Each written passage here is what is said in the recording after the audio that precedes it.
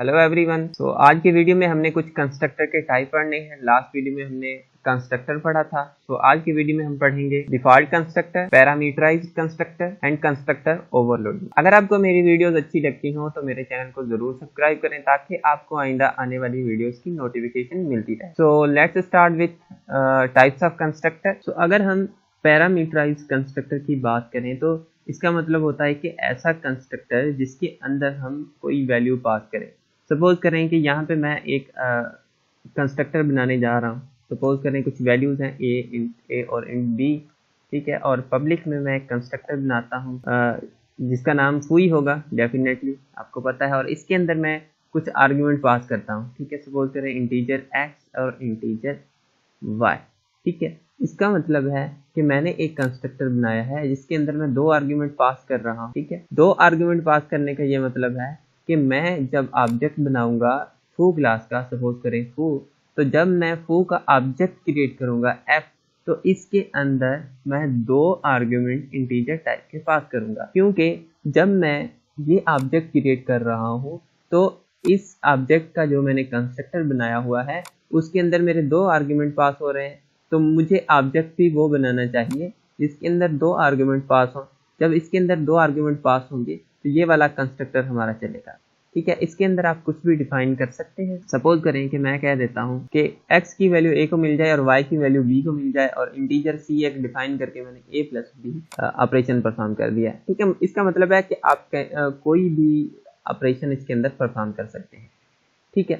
सो जब मैं इसका ये ऑब्जेक्ट बनाऊंगा तो हमारा ये वाला कंस्ट्रक्टर चलेगा, ठीक है। ये हमारा एक पैरामीटराइज्ड कंस्ट्रक्टर है। अब मैं क्या करता हूँ कि एक ऑब्जेक्ट और बना लेता हूँ। सपोज करें कि मैं f2 ऑब्जेक्ट बनाता हूँ और इसके अंदर मैं सिर्फ एक पैरामीटर पास करता हूँ 2। तो जब मैं इसके अंदर सिर्फ एक पैरामीटर पास करूंगा तो इसका मतलब है कि हमारे पास एक ऐसा कंस्ट्रक्टर होना चाहिए जिसके अंदर सिर्फ एक पैरामीटर पास हो। जब हम ये वाला ऑब्जेक्ट बनाएंगे तो ये वाला हमारा जो कंस्ट्रक्टर है वो कॉल होगा, क्योंकि इसके अंदर दो वैल्यू हैं तो ये वाला कंस्ट्रक्टर कॉल होगा। और अब हम बना रहे हैं ये वाला कंस्ट्रक्टर, ठीक है। ये वाला हम जब कंस्ट्रक्टर बना रहे हैं तो ऐसा कोई भी यहाँ पे कंस्ट्रक्टर मौजूद नहीं है जिसके अंदर सिर्फ एक वैल्यू पास हो रही हो। मैं आपको रन करके दिखाता हूँ, ठीक है। देखिएगा आप, देखिए ये एरर दे रहा है कि no matching function for call to foo int, यानी कि आपने ये जो ऑब्जेक्ट बनाया है इसके अंदर एक आर्ग्यूमेंट पास किया है, तो ऐसा कोई भी यहाँ पे कंस्ट्रक्टर नहीं है जो कॉल हो, क्योंकि उसके अंदर कोई भी ऐसा एक आर्गुमेंट पास नहीं हुआ, ठीक है। इस वजह से ये वाला हम जो ऑब्जेक्ट बना रहे हैं तो हमारा जो कंपाइलर है वो एरर दे रहा है। तो हमें क्या करना पड़ेगा, एक और कंस्ट्रक्टर बनाना पड़ेगा जिसके अंदर सिर्फ एक आर्गुमेंट पास हो। सपोज करें z, ठीक है। इसके अंदर आप जो भी करना चाहें आप कर सकते हैं, ठीक है। अब मैं इसको रन करूंगा तो हमारी एरर नहीं आएगी। देखिए हमारी कोई भी एरर नहीं आई और हमारा प्रोग्राम रन हो गया है। अब आप सपोज करें कि मैं यहाँ पे ना एक और बनाता हूँ ऑब्जेक्ट f3, ठीक है। जब मैं f3 ऑब्जेक्ट बनाऊंगा तो देखें अब मैं अगर इस प्रोग्राम को रन करूं तो क्या होता है। तो देखिए कह रहा है कि there is no matching function to call foo, यानी कि ये जो आपने f3 ऑब्जेक्ट बनाया है ऐसा कोई भी इस क्लास के अंदर कंस्ट्रक्टर नहीं है जो कॉल हो, यानी कि ऐसा कोई कंस्ट्रक्टर हो जिसके अंदर कोई भी आर्गुमेंट पास ना हो रहा हो, ठीक है।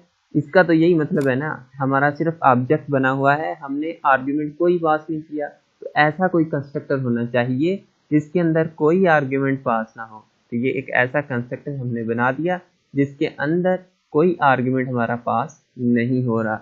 अब हम इसको रन करते हैं तो देखिएगा आप, देखिए हमारा प्रोग्राम रन हुआ है, ठीक है।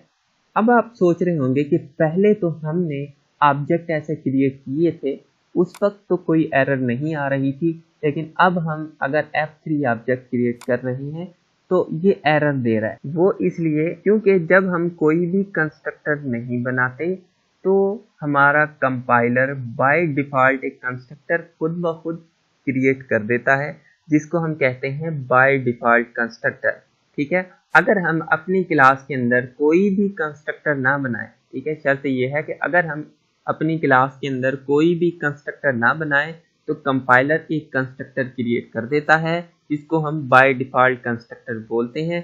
फिर हम जब भी कोई भी ऑब्जेक्ट बनाते हैं जिसके अंदर कोई भी आर्ग्यूमेंट पास नहीं करते, तो उसका बाय डिफ़ॉल्ट हमारा जो कंस्ट्रक्टर है वो कॉल हो जाता है, लेकिन वो हमें हमारी कोडिंग के अंदर दिखाई नहीं देता क्योंकि वो ऑब्जेक्ट फाइल के अंदर क्रिएट होता है। ठीक है, लेकिन इस वक्त हमने क्या किया है कि यहाँ पे एक हमारा ये कंस्ट्रक्टर बना हुआ है यानी कि ऑब्जेक्ट है, और दूसरा ऑब्जेक्ट ये है, यानी कि इस क्लास के अंदर हमने पहले से ही दो कंस्ट्रक्टर बनाए हुए हैं।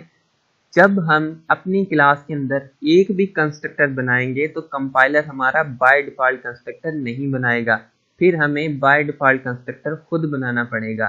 ठीक है, इस वक्त हमने यहाँ पे ऊपर देखेंगे दो कंस्ट्रक्टर बनाए हुए हैं। ये भी हमारा पैरामीटराइज कंस्ट्रक्टर है, यानी इसके अंदर पैरामीटर पास हो रहे हैं। ये भी हमारा पैरामीटराइज कंस्ट्रक्टर है, तो यहाँ पे मैं कमेंट में लिख सकता हूँ ये हमारा पैरामीटराइज कंस्ट्रक्टर है। ठीक है, ये हमारा पैरामीटराइज कंस्ट्रक्टर है और ये भी हमारा पैरामीटराइज कंस्ट्रक्टर है, और ये एक कंस्ट्रक्टर है जिसके अंदर एक आर्ग्यूमेंट पास हो रहा है। ये कंस्ट्रक्टर है जिसके अंदर दो आर्ग्यूमेंट पास हो रहे हैं। तो इसका मतलब है ये हमारी कंस्ट्रक्टर की ओवरलोडिंग है। ओवरलोडिंग का मतलब होता है कि कंस्ट्रक्टर सेम नाम के हों लेकिन उसके अंदर डिफरेंट आर्ग्यूमेंट पास हो रहे हों। ठीक है, तो ये हमारी कंस्ट्रक्टर ओवरलोडिंग है। यहाँ पे मैं लिख देता हूँ कंस्ट्रक्टर ओवरलोडिंग। ओवरलोडिंग कंस्ट्रक्टर है क्या कि same type of constructor but different argument. Same type नहीं, सेम नेम कह सकते हैं हम। ठीक है, क्योंकि सेम जो हमारे कंस्ट्रक्टर होगा वो डेफिनेटली सेम नेम का होगा, लेकिन हम फंक्शन ओवरलोडिंग की बात करते हैं तो उसका मतलब होता है कि सेम नेम के फंक्शन हो लेकिन उनके अंदर हमारे आर्ग्यूमेंट डिफरेंट पास हो रहे हो, तो हम उसको फंक्शन ओवरलोडिंग कहते हैं। सिंपली अगर हम क्लास के अंदर एक से ज़्यादा कंस्ट्रक्टर यूज़ करना चाहते हैं तो हम कंस्ट्रक्टर ओवरलोडिंग करेंगे। ठीक है, एक से ज़्यादा जब भी कंस्ट्रक्टर यूज़ होंगे तो हमारी कंस्ट्रक्टर ओवरलोडिंग होगी, क्योंकि हम एक कंस्ट्रक्टर बनाएंगे उसके अंदर एक आर्ग्यूमेंट पास करेंगे, दूसरा बनाएंगे उसके अंदर दो, तीसरा बनाएंगे 4, 5, ऐसे हम जो भी कंस्ट्रक्टर बनाएंगे उसके अंदर आर्ग्यूमेंट की तादाद डिफरेंट होगी या उसकी टाइप डिफरेंट होगी, तो हम इस चीज़ को कहते हैं कंस्ट्रक्टर ओवरलोडिंग। ठीक है, अगर हम किसी कंस्ट्रक्टर के अंदर आर्ग्यूमेंट पास करें तो उसको हम पैरामीटराइज कंस्ट्रक्टर बोलते हैं। ठीक है, और ये वाला जो हमने कंस्ट्रक्टर बनाया है, ये लास्ट वाला जिसके अंदर हमारा कोई भी आर्ग्यूमेंट पास नहीं हो रहा, ये वाला हमारा कंस्ट्रक्टर बाय डिफॉल्ट कंस्ट्रक्टर है। ठीक है, डिफॉल्ट कंस्ट्रक्टर। ये डिफॉल्ट कंस्ट्रक्टर क्यों है? क्योंकि इस कंस्ट्रक्टर को हमारा जो कंपाइलर है वो बनाता है, लेकिन इस वक्त हमने बनाया है। हमने क्यों बनाया है? क्योंकि ये जो पहले हमने दो कंस्ट्रक्टर बनाए हुए हैं, इस वजह से हमें ये कंस्ट्रक्टर खुद बनाना पड़ा। अब आप देखें कि मैं इसको क्लोज कर देता हूँ। ठीक है, और यहाँ तक मैं क्लोज कर देता हूँ। ठीक है, अब हमारा सिर्फ क्या है, यहाँ पे बाय डिफॉल्ट कंस्ट्रक्टर है। अब मैं इसको रन करूंगा तो एरर देगा, क्योंकि हमने यहाँ पे ऑब्जेक्ट वो बनाए हुए हैं जिनके अंदर डिफरेंट आर्ग्यूमेंट पास हो रहे हैं, तो मैं इनको यहाँ से हटा देता हूँ। ठीक है, और ये वाला जो बाय डिफॉल्ट कंस्ट्रक्टर है ना, ये भी मैं यहाँ से हटा देता हूँ। ठीक है, अब देखें हमने एक foo क्लास का F3 ऑब्जेक्ट बनाया हुआ है, लेकिन ऐसा कोई भी कंस्ट्रक्टर नहीं है जो F3 के बनने पे कॉल हो। तो क्या होगा, हम रन करेंगे तो कोई एरर नहीं आएगी। ठीक है, देखिएगा आप, देखें कोई एरर नहीं आ रही, हमारा प्रोग्राम कंपाइल हो रहा है। लेकिन ऐसा क्यों हो रहा है? क्योंकि जब हम F3 ऑब्जेक्ट क्रिएट कर रहे हैं तो हमारा कंपाइलर एक बाय डिफ़ॉल्ट कंस्ट्रक्टर खुद ब खुद बना रहा है, लेकिन हम जब कोई भी ऑब्जेक्ट क्रिएट करते हैं और उसके अंदर कोई आर्ग्यूमेंट पास कर दें या हम कोई भी कंस्ट्रक्टर बना दें तो हमारा जो बाय डिफ़ॉल्ट कंस्ट्रक्टर है वो कॉल नहीं होता। यहाँ पे मैंने ये दो आर्ग्यूमेंट पास किए हुए हैं, तो इसका मतलब है कि हमारा कौन सा कंस्ट्रक्टर चलेगा, हमारा ये वाला कंस्ट्रक्टर चलेगा जिसके अंदर हमारे दो आर्ग्यूमेंट पास हैं। ठीक है, अगर मैं यहाँ पे लिखूँ F2 और इसके अंदर मैं 3 आर्ग्यूमेंट पास कर दूँ तो कौन सा कंस्ट्रक्टर चलेगा? तो यहाँ पे कोई भी कंस्ट्रक्टर नहीं चलेगा, क्योंकि ऐसा कोई भी कंस्ट्रक्टर नहीं है जिसके अंदर हमारी 3 वैल्यूज पास हो रही हैं। तो अगर मैं ऐसे कर दूँ तो हमारा पहले वाला कंस्ट्रक्टर कॉल होगा जिसके अंदर हमारी 2 वैल्यूज पास हो रही हैं। ठीक है, और अगर मैं अब आपसे पूछूं कि F3 और इसके अंदर मैं 4 वैल्यू पास कर रहा हूं तो अब कौन सा कंस्ट्रक्टर चलेगा? अब हमारा ये वाला कंस्ट्रक्टर चलेगा जिसके अंदर हमारी 1 वैल्यू पास हो रही है। ठीक है, तो अगर मैं अभी इस वक्त F3 क्रिएट कर रहा हूँ और मैं इसको यहाँ से क्या करता हूँ, हटा देता हूँ, और यानी कि इसको मैं ख़त्म कर देता हूँ। ताकि आपको एक दफ़ा दोबारा कॉन्सेप्ट क्लियर हो जाए। और इनको भी मैं हटा दूं ताकि ये हमारे जो प्रोग्राम है वो कंपाइल हो। अब आप देखिएगा हमारी एक एरर आएगी कि F3 आपने जो ऑब्जेक्ट क्रिएट किया है उसका बाय डिफॉल्ट कंस्ट्रक्टर नहीं बन रहा। देखें हमारी एरर आ रही है, ये जो एरर आ रही है ये तो वैसे कॉमा की एरर आ रही है, लेकिन अब मैं दोबारा कंपाइल करता हूँ तो आप देखिएगा। ठीक है, अब हमारी एरर आ रही है कि F3 प्रीवियसली डिक्लेयर्ड वेयर। अच्छा, F3 को हमने दोबारा डिक्लेयर कर दिया, तो यहाँ पे मैं F4 कर देता हूँ। अब देखिए, तो यहाँ पे मैंने F4 कर दिया है। अब मैं रन करता हूँ, देखिएगा थोड़ी सी मिस्टेक्स हो जाती हैं।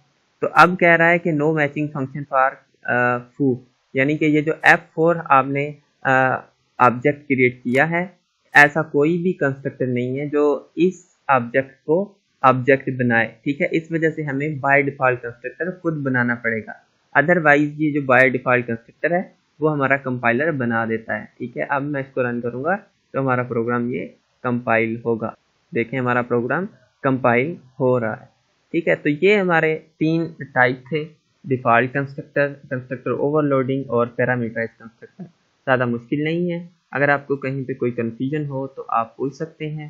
ठीक है, और अगर आपको वीडियोस अच्छी लग रही हो तो आप मेरे चैनल को ज़रूर सब्सक्राइब करें ताकि आपको आइंदा आने वाली वीडियोस की खबर मिलती रहे। तो thank you for watching this video.